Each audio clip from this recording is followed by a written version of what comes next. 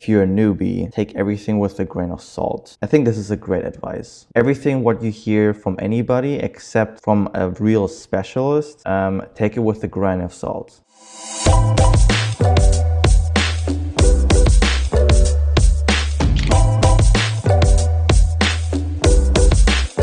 Hello everybody, welcome back to another episode. Today we have something to talk about AI, but more so about asking questions. And last week there was a huge debate about does AI and does ChatGPT and the bread by Google and Bing, do they have an agenda of what to push politically or not? But that's not the entire thing. I don't want to go into the politics side. I will try to get you to ask more questions about the answers you get. And a great way to also express this, I have a different example or like a story. 2 days ago, or actually yesterday, I talked to a friend because she wants to start her own kind of restaurant, or more like a pop-up restaurant. And we started talking about what's stopping her to actually get started. And so one of those things was that I know she wants to pay her employees with great benefits.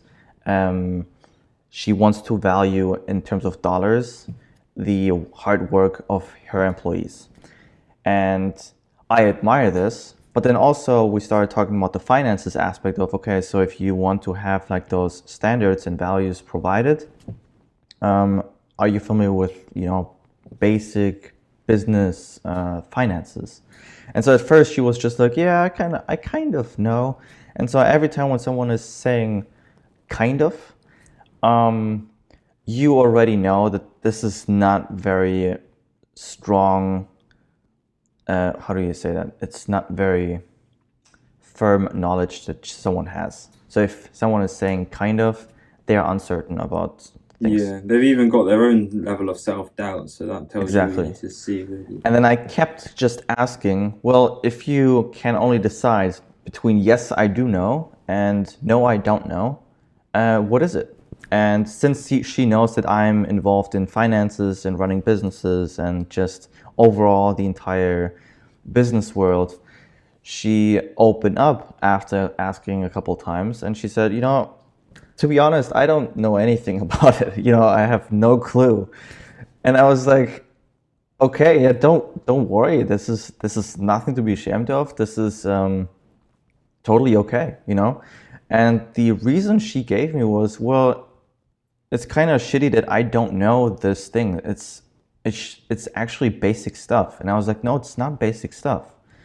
You are doing or you're planning on starting a business. This is the 15% of people who actually want to start a business. Everyone else is just living paycheck by paycheck from employees, like employers.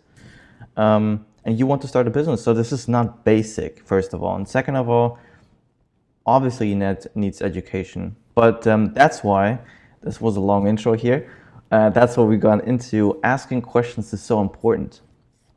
So Monish, I'm gonna hand you the mic because I already talked too much. No, that's all right. I think that in the case of your interaction yesterday, I think, we can learn some lessons from it straight off the bat. Is that the first step is admitting or understanding, not necessarily admitting, it sounds like it's an addiction or alcohol or something, but just understanding to your own self, look, Acceptance. I don't know this, and then taking the actions to then to basically understand it, like finances. In this example, obviously isn't something that we're taught in school, yet it is absolutely essential. I know we've got another episode coming up about finances, so I won't speak too much about that. But in terms of asking questions, I think there's two, most people, if you ask them a lot of questions, or if you ask them a certain amount of questions, like say you ask someone like 5-10 questions, you're with them for a couple of hours, you ask them more questions than they ask you. But what happens in that instance is that they will be talking more than you. Now, most people are okay with that, but there's some people that don't like that, which is actually something I learned recently because I started asking someone who's much more wealthy than me, a load of questions. And then I asked someone else, and the guy that I first asked questions was like, settle down here. And then later on, he told me that certain person doesn't like someone asking him so many questions because he feels like you're examining him. But the only question I asked him was exactly the same question that he asked me, and that was, what is your background? So I asked him the same thing, and I saw by his body language that he didn't really want to answer it, so I just said, do you want to give me like a 2-minute summary? And that's it. I think we can give some tips. I think later on we can summarize with a couple of tips in terms of asking questions. Yeah. But I think I want to make it clear that asking questions is essential, because you're not born on this earth knowing all there is to know. And how are you going to find that out? You have to ask questions, right? Yeah. And if I may ask, or maybe the listeners, was the background indicating that he did not know what he was talking about, or? No, he 100% knew what he was talking about. I think he was, I don't know where he was, can't remember. I think he was born in Saudi, and perhaps, I mean, he's maybe double my age or something, but I think, yeah, he was perhaps felt like it was not so humble to be talking about yourself so much. Not that he came across in a way that is bragging, but he said to me, basically, he said, "Oh, my back." He had been doing a lot of different stuff with regards to real estate and property for a long time. So it was. Sorry, someone's just waving at me through the window. So anyway, yeah. So he didn't. The things that he was saying, I guess it could come across as like, "Oh, I know so much" or whatever, and I guess he just wants to be a bit humble about that, which is fine and respectable, He said that, he studied, I think he was first an architect, and then he did some other qualifications, he did quite a few qualifications in property. But personally, I am the sort of person that will ask a lot of questions, and I will ask questions that are perhaps abstract, because I think you'll agree on this, is that people get stuck in their day-to-day cycles, right? Yeah. And then if you ask a question that is completely just out the blue, it could be anything, when was the last time you bought a new pair of jeans? And it sort of like breaks them from the cycle. And then you ask them the real questions, because you don't want an autopilot response. Yeah. You ideally want them to actually think about it a little bit. Yeah. That's an interesting thing. Break the cycle.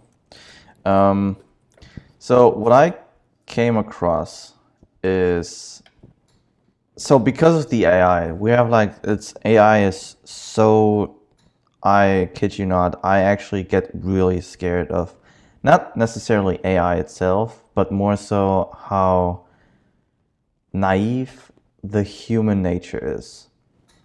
And so the reason I point this out is, I'm not sure if this footage from Elon Musk is real or not, since we have already lip syncing AI that's pretty much imitating a conversation, which is also strange. Or someone's accent. Is that what you're talking about? No, so the thing what I saw on the internet was that Elon Musk was saying that it's concerning that AI is being developed, because AI has so much power to influence the regular-minded people. And I don't want to put anybody down. That's not what my point is here. My point is this, that many people don't ask enough questions. You type in something, and I'm inside that group sometimes. If I Google something because I just want a quick answer to something, I just Google it and I take the first answer. I do not investigate further into the question I just asked. I did not, sometimes you just on the fly, you're curious about something. It's not very business related or anything. It's just something real quick that caught your attention. You investigate this one question, and that's that. And you're okay with the answer. Now you think you know the answer, but have you verified the answer you've gotten from Google or Bing or Yahoo? You know, so this is where what Elon Musk is talking about, because people don't ask the question, and I saw it now firsthand too. When you type in something in ChatGPT, you take the answer as that's the answer. But where are the facts? What is proven that this answer you just got presented by is truthfully correct or factually correct? I think that is something that people should be very wary of, and I don't think it is just with the internet, because there's a saying that I read, I think in Think and Grow Rich, was it that book? Where some book, self-development book, and the saying is don't take gold advice from a blacksmith. And look, that is so true. I mean, are you going to be going to Dave down the pub and asking him about economic cycles, or are you going to go and ask an investor that's like managing millions of pounds worth of stocks and shares and bonds and whatnot? And that's exactly it. Is you literally hit the nail on the head. You Google it, first answer, you take that as gospel. You take that as absolute truth. Now, there actually isn't anything such as absolute truth. Yeah. If you really go right down into the nitty gritty of the world that we see in front of us, there's nothing as absolute truth. But you want to get like maybe 80% of the way, right? So how do you verify this stuff, especially if it is a subject? So obviously, if you have some background, you can do some logic checks and understand a little bit. But if you are absolutely new to it, then I guess, the thing is to go and have a look at a couple of different sources. And it's just the same thing like when, you buy something on Amazon, right? Mm-hmm. And you see it's 4 out of 5 stars. Now you would read the 5 stars, maybe you read some 1 stars. But are those 1 stars? So for example, say there's 100 reviews and they're all 5 stars except for 1, which is a 1 star. Now perhaps you read that one and you realize that is actually just an anomaly. Maybe they've actually reviewed the wrong product on there. Maybe they've just got a product that is defective from factory or something like that. So you can sort of verify things by doing that, rather than just taking it as absolute truth. Yes. Man, this is a tough one. So also what I would suggest or advise to you guys, I guess there's like 2 types of asking questions. One is like what I do. If it's just something on the fly, it has nothing to do with your passion, nothing to do with your income, nothing to do with your financial growth. If you just want to just know something about the wolves, that's what I did last week. And then basically just, then you can take this as like, something about wolves, but not really. Okay, so I guess what you're saying about if you're a newbie, take everything with a grain of salt. I think this is a great advice. What do you think? Like saying everything what you hear from anybody except from a real specialist, take it with a grain of salt. Yeah, I agree with that. And also the thing is that life is such what I've realized, and maybe it will change over time, is that there's such a massive sliding scale that, you very rarely can you say like, this is exactly what you do. Because for example, like we were talking about just before the episode, is that if you got advice from Bill Gates, for example, that may be good advice, but it might be the right advice at the wrong time. Or it might be the right advice that worked 20, 30 years ago that doesn't work right now. Yeah. And, you have a lot of different things. Or it might be the right advice, but for someone who's an early bird. So wake up at 4 a.m. rather than some people out there, they'll wake up at 10. And you can make money waking up at 10. You can have a successful, happy life waking up at 10 a.m., 11 a.m. and working through the night, whatever. Even later, earlier, it's a sliding scale, right? It's what works for you.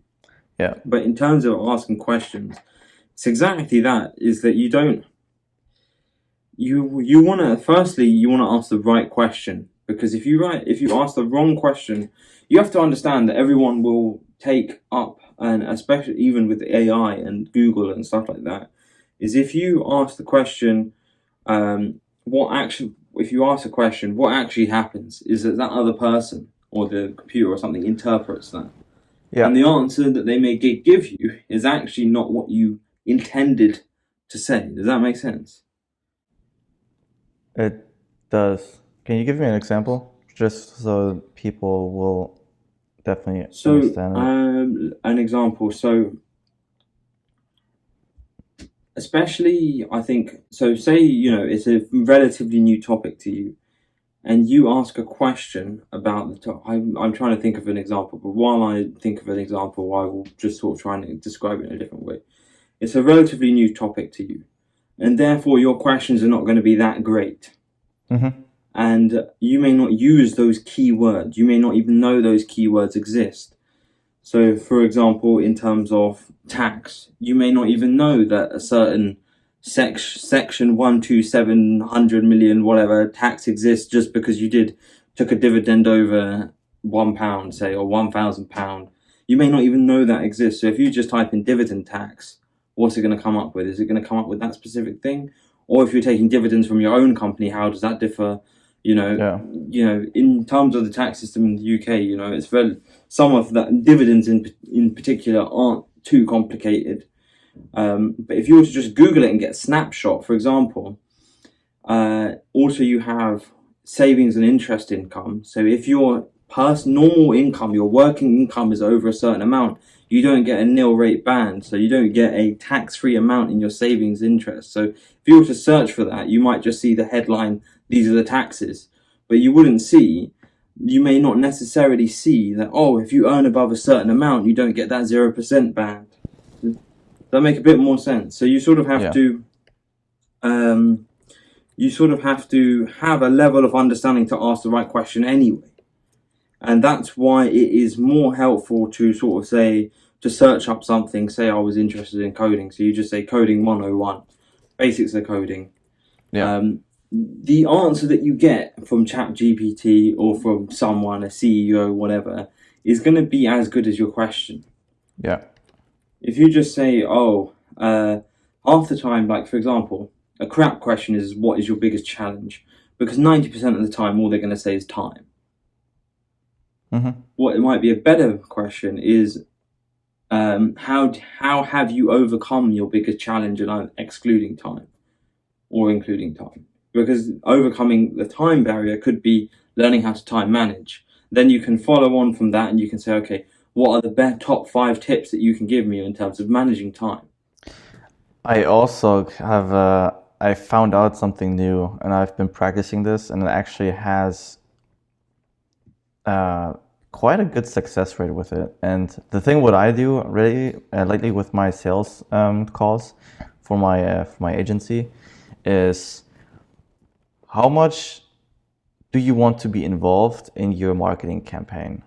1 to 10. 1, you give me full freedom. You just give me the promos and stuff, and I'll run the stuff. 10, you want full control, and you want to be doing everything on your own and listen to just what I have to say. You cannot pick 7, and you cannot pick 3.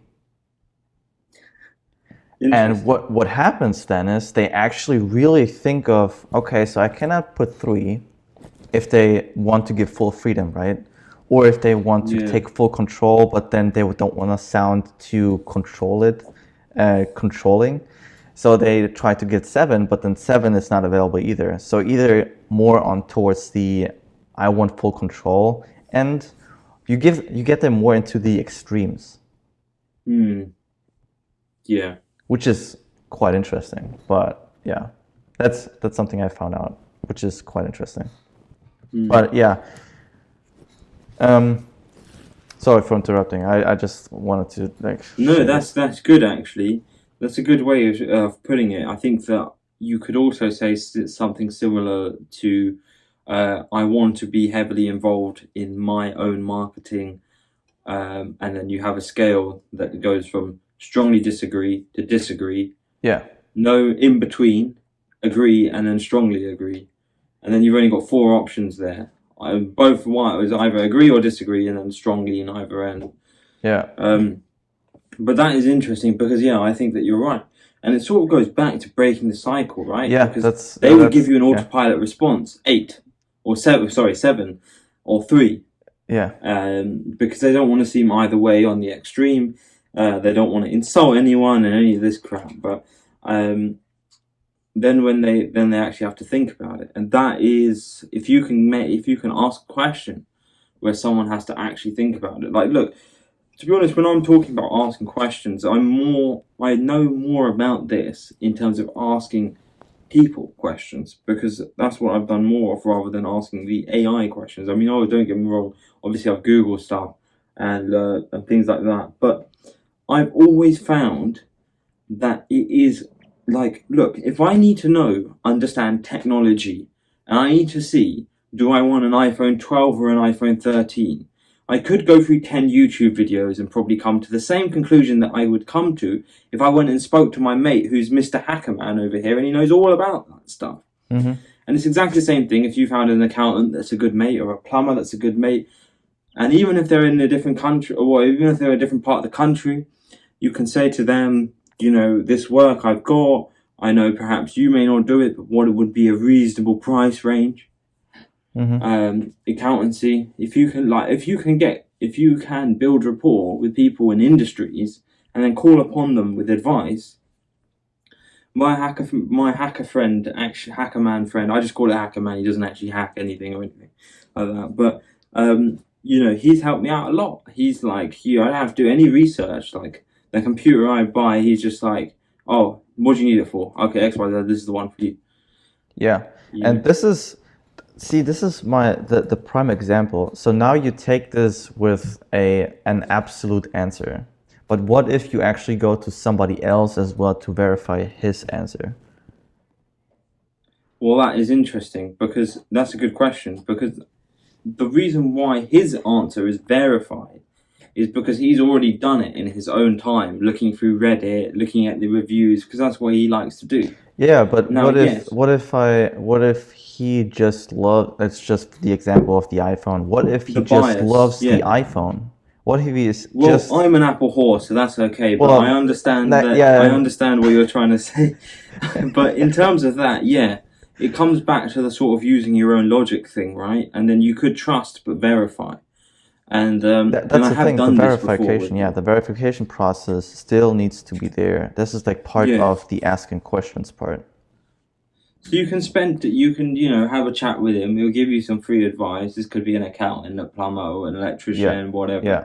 Or even like I had this before. I did a project and one electrician was trying to shaft me, telling me I need to put about another £600 worth of smoke alarms in that had to be interlinked. I got on the phone later on I found a good electrician I could rely on to speak to me about this stuff. But I then went to the experts, which I pay for. I had 2 different legal advices lines that I pay for, and also a general advice line that I pay for. And then they point me into directions if they can't answer the more specific ones, which in this case was the council.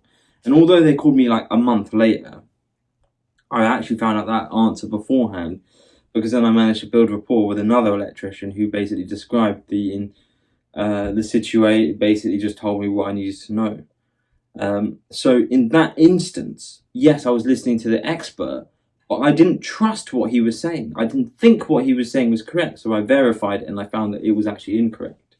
Yeah. And especially was a big red flag in that instance was because I said to him, I don't want this. Give me everything else, but not this. You know what he came back to me and said? No, we're not going to do it if you're not going to take our recommendation. Not requirement, recommendation. Yeah, but okay, so see that's what the thing is, that we learned to take everything as the absolute answer without verifying, okay, is that actually true? Or not even true, but is it true to myself? That's a good one, yeah. I had a also very interesting conversation about taking advice. And so I was seeing a girl the other, like, I don't know, like a month ago or so. And we had a really good conversation about giving advice. And I said to her, no, so first off, she was like, well, you're like so wise, and why are you like almost like a therapist type of person? And I never had a conversation like this. And then I was just telling her that probably because I don't give you an answer to any of your questions. If you notice that, I don't have not given you any answer what to do. The only thing I've done was literally just asking questions so you can find your answers for yourself that apply to your life and not to mine. Because whatever I say to you, for example, I love to have a supporting wife at home that is truly committed to me.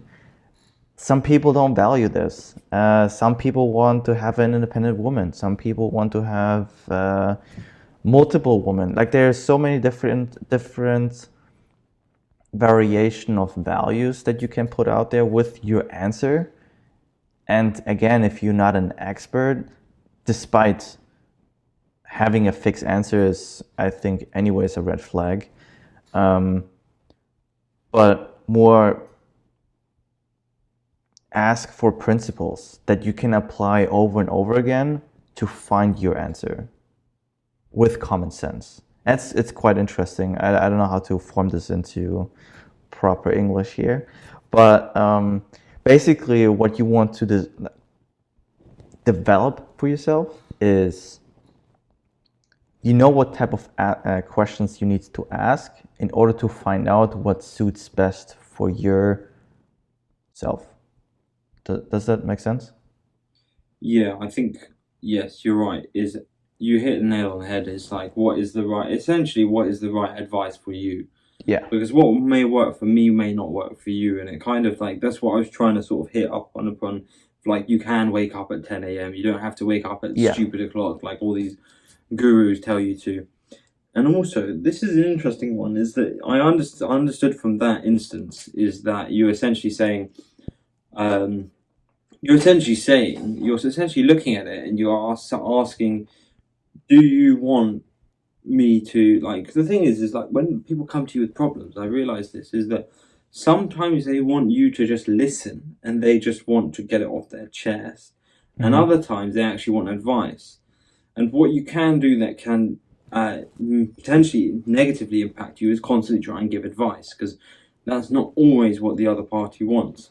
Yep. And I don't know if you've ever heard about this saying, if you need to ask 3 or more people, then you don't actually want the answer or something like that. I can't remember exactly what the saying is. It sounds familiar. Yeah. It's like, it's basically saying that you want attention because you're asking this question again and again to different people. Oh, I know what I know. It's I know what I know. There was a quote I've seen. If someone is asking you for any book recommendation, he does not want to read. Interesting. So Yeah, because I've got like 100 lists on my book list, not just recommended books. Yeah. It's like 100 long. Which is interesting because when I first read it, I was like, no, that's not true, because I asked people about some book recommendations, and then I saw my book recommendation list because I had a list. I used to have a list, but I deleted the list. I maybe have read 1 or 2 books from that list, and the reason was not that I did not want to read. It was not relevant to my personal life at the current time I was asking for a book recommendation. As soon as you ask, though, the question of, hey, I need a book that talks about emotional intelligence, what do you have one by any chance? Or like very specific, because that book you actually want to read. But if you have any book recommendation, what are good books to read? You actually don't want to read. It's just to Yeah, sound it's not very smarter. specific, is it? Yeah, And it it's goes just back to asking questions. Is the better the question, the better the answer. The more specific the question, yeah. the See, it better the goes hand in answer. hand. Asking questions, man. Asking questions should be a subject in school. It should be because like it's such an open-ended thing, and it works on two ways. Is it works on also it works on just generally as you would expect it. How do you ask questions? And the other way is how do you perceive the other person to be receptive to those questions? Like I said before, with that guy. Now this may be actually may actually be a cultural thing which I have not yet learned. Is that in some cultures perhaps if you ask a lot of questions, that's not right, or that's not. I don't mean right, quote unquote right. I mean that's not perceived as being very friendly, or it may be perceived as hostile, or just something potentially negative. Yeah. So then you sort of have to understand the audience a little bit, or the person you're speaking to, and then ask questions based on that. Yeah, I think you have a good point there. And I think this is also very important. So in school, in high school, I was not the guy who was asking questions. There was a different guy, um, and we were like really good buddies in high school. And what he did was he was always asking those quote unquote dumb questions. And everyone in school was always like, come on, man, you cannot ask this stupid fucking question. Just, I want to go home and stuff like that. But the thing was, he did not understand. He accepted the fact that he did not understand. And third, he just didn't care about the other people, what they were thinking about him asking this stupid, dumb question. And what you find out later is about 40% of those people who were complaining that he asked the question did not know the answer. And then in college age, where I was also going to school in like certification programs and whatnot, I applied the same kind of principle. I was that one guy because at the end of the each class, there's always the question, so does anybody have a question? Well, I was the guy, this dickhead, that asked those dumb questions because I genuinely did not understand certain things, and I just asked the questions. And at some point, what I also learned was I considered my classmates, and I asked first the class, do you guys want to stay longer or not? Do you guys want to understand? So that's basically what I said. Do you want to understand more about this topic or not? Most of the people said, okay, no. They left, and then all I did was just going to the teacher or the professor and asked him the question in person, one-on-one, because they did not want to know.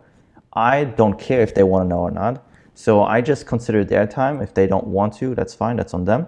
And I still ask the question because for me, I wanted to know. But this is the thing.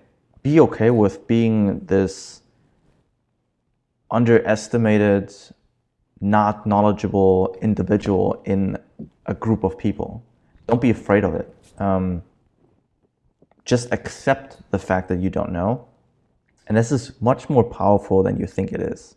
Because people, It's better, yeah. 10 years later, people reach out to me and said, wow, your journey is quite impressive. And I'm just like, well, it basically just comes down to asking more questions, honestly. But this is proof that asking questions might be uncomfortable and people will pick on you on this. But later in your life, when you keep asking those dumb questions, people will look up to you and say, wow, you're actually really brave. You did that, you did this, and so forth. So asking questions is very powerful. Yeah, I would say, do you have anything else to add to this? Because technically I could talk about this for ages, but Yeah, I think there's just one more thing is that I think you're right. It is I think certainly in the UK it is very much a culture of, and I think we touched on this when we talked about introverts and extroverts. It's very much a culture of um, you're supposed to be amazing at something without even trying. And Hmm. asking questions is something, especially like when me in school, I never used to ask any questions. Now I just ask so many questions. And the thing is that you just have to sort of overcome it, and all that happens, all the only tips I can give you is to overcome asking questions, is to shorten the time between you thinking you want to ask the question and you opening your mouth. The longer that time, the less likely that you are going to open your mouth. That's a good And one. don't and you know what? At the end of the day, people are so self-obsessed. Even if you mess up, they don't even care. They're more worried about how they look and how they've messed up 10 years ago than how you're messing up right now. And at the end of the day, you just you will make mistakes. It's part of life. Yeah. It's like going about life and saying, I will be alive forever, because death is part of life. Life Yep. and death are basically two sides of the same coin. Failure and success are two sides of the same coin. Black and white, two sides of the same coin. They Yep. don't exist independently. They exist together. Yep. I agree. Yeah, dude, I like that episode actually because it's a fundamental advice. And so I just want to give you guys a summary of the things to ask questions. Um, if that's okay with you. Yeah, go for it. Okay, Go for it. cool. So first thing is break the cycle. Ask a not related question about something that's nobody actually asks. So they start actually thinking outside the box of where they are, like breaking the autopilot. Um, I also say take everything with a grain of salt. That includes this podcast. Just because we talk about this does not mean that we are right about the AI conspiracy or whatever. Um, the thing is, ask more questions. It's your responsibility to find out the truth for you that works for you and that applies to your life right now. Um, Try to be as specific as possible with your questions. So at the beginning, when you're a newbie, you have no clue what you're talking about. Like myself with the wolves, all I did was wolves. Now I'm able to list a bunch of different wolves, what they eat and how they live, how their habitat is, how their den is being built, like stuff like that, you know? But be specific. Try to become asking, no, try to become very specific in the questions you try to find out. The broader the question, the vaguer the answer, and that one may not apply to you at all. So that's that. Ask for principles is another one. Asking for principles is super important because principles work always, regardless of the situation you're in, because it always applies variables and your own kind of situation type of thing. Do you want to finish the last two? Yeah, sure. So you want to shorten the time between thinking of asking the question and opening your mouth. The longer that time is, the less likely you are because of nerves. Essentially, that's just what it is. And then also, lastly, I just want to say that the more you practice, the easier it will become, and the better your questions will become. Practice is key, and you know what? You see this again and again, right? Practice. You don't get good at anything without practice. Even if you have some sort of natural talent, the person that works hard, if you have two separate people, you have one that has natural talent and one that puts in hard work. Hard work will beat talent every single time. Yeah. And I think on that note, we appreciate you listening to our podcast. And if you watch it, hey, thank you so much. And on that note, I'll see you guys next week.